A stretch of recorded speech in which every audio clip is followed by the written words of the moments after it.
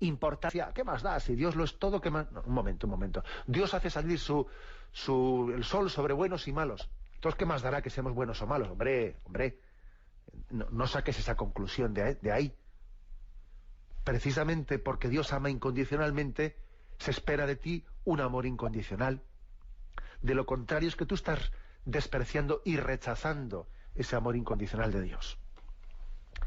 Y termina este punto, el 2631, diciendo: tanto la celebración de la Eucaristía como la oración personal comienzan con la petición de perdón. En la Eucaristía, pues, es muy claro, ¿no? En la Eucaristía decimos esa expresión: antes de celebrar los sagrados misterios, reconozcamos nuestros pecados. Puede haber distintas fórmulas, pero esta es la más tradicional.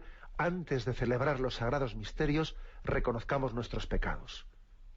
Si al acercarte al altar, recuerdas que tienes algo contra alguien, primero reconcíliate y luego ven aquí. Y de momento, contra Dios, por supuesto que tenemos, ¿no?, pues mucho pecado, una falta de gratitud muy grande hacia Él, y al comenzar la Eucaristía sentimos esa necesidad, sentimos la llamada de la Iglesia, recibimos la llamada de la Iglesia de pedir perdón. No lo voy a aquí explicar con profusión, pero en su momento lo dijimos, cómo la Iglesia nos pide que comulguemos en gracia de Dios, sin tener pecados graves o pecados mortales, pero aún y todo la Iglesia es consciente de que aunque estemos en gracia de Dios, siempre el hombre es pecador, siempre el hombre es pecador. Hay otro sentido del pecado, en el sentido pues venial, esa distinción que ha hecho la tradición de la Iglesia entre pecado mortal y pecado venial. El hombre siempre es pecador, el justo peca al día 7 veces, dice la Sagrada Escritura. En ese sentido es el que se dice: pidamos siempre perdón antes de comenzar los sagrados misterios, y además porque nadie es digno de recibir a Jesús. Y eso se dice al comienzo de la misa, y justo antes de comulgar se dice: Señor, yo no soy digno de que entres en mi casa. O sea, todavía se vuelve a incidir más. Antes de recibir la Sagrada Comunión, todavía se insiste más. Señor, yo no soy digno de que entres en mi casa, pero una palabra tuya bastará para sanarme. Recordando a aquel centurión que no se sintió digno de que Cristo entrase en su casa.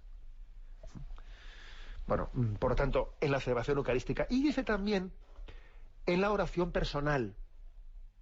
En la oración personal. Que a eso igual no estamos tan acostumbrados.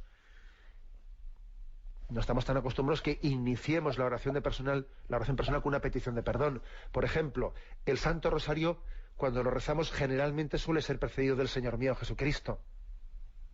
Fijaros cómo también pedimos la compunción del corazón, pedimos el profundo arrepentimiento para rezar el Santo Rosario, en el que se dice: ruega por nosotros pecadores. O sea que también integramos en nuestra oración personal la petición de perdón. Sería una buena, una correcta forma, ¿no?, una muy equilibrada forma de comenzar la oración personal: hacer un acto de presencia de Dios, me pongo en presencia de Dios, y al estar en presencia de Dios me doy cuenta de la gratuidad de ese hecho, que es totalmente gratuito estar en presencia de Dios, que es inmerecido por mi parte. Y entonces, acto de presencia de Dios, conciencia de que es inmerecido que yo esté en su presencia, y le pido perdón por mi pecado. Es lo lógico, Si hago una presencia de Dios, un acto de presencia de Dios intenso, enseguida de ahí se desprende la necesidad de pedir perdón por mi pecado.